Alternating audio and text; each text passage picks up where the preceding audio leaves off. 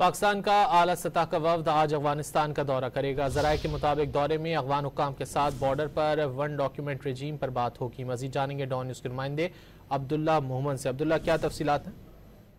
जी बिल्कुल, पाकिस्तान और अफगानिस्तान के दरमियान कशीदगी जैसे कम हुई और बॉर्डर जो है वो आहिस्ता आहिस्ता खुलने लगा। इसी सिलसिले में पाकिस्तान का आला सतह वफद जो है वो आज अफगानिस्तान का दौरा करेगा।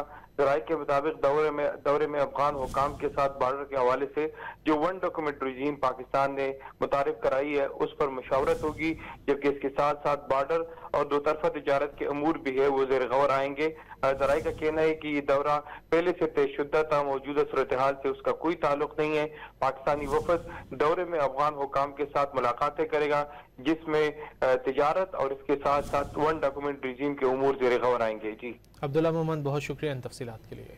पाकिस्तान का आला सतह का वफ्द आज अफगानिस्तान का दौरा करेगा। ज़राए के मुताबिक दौरे में अफगान हुक्काम के साथ बॉर्डर पर वन डॉक्यूमेंट रजीम पर बात होगी। मजीद जानेंगे डॉन न्यूज़ के नुमाइंदे अब्दुल्ला मोहम्मद से। अब्दुल्ला, क्या तफसीलात हैं?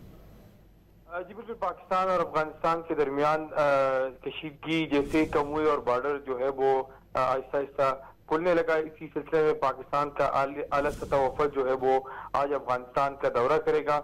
ज़राए के मुताबिक दौरे में अफगान हुकाम के साथ बॉर्डर के हवाले से जो वन डॉक्यूमेंट रजीम पाकिस्तान ने मुतारिफ कराई है उस पर मशावरत होगी, जबकि इसके साथ साथ बॉर्डर और दो तरफा तिजारत के अमूर भी है वो ज़ेर गौर आएंगे। ज़राए का कहना है कि ये दौरा पहले से तयशुदा था, मौजूदा सूरत हाल से उसका कोई ताल्लुक नहीं है।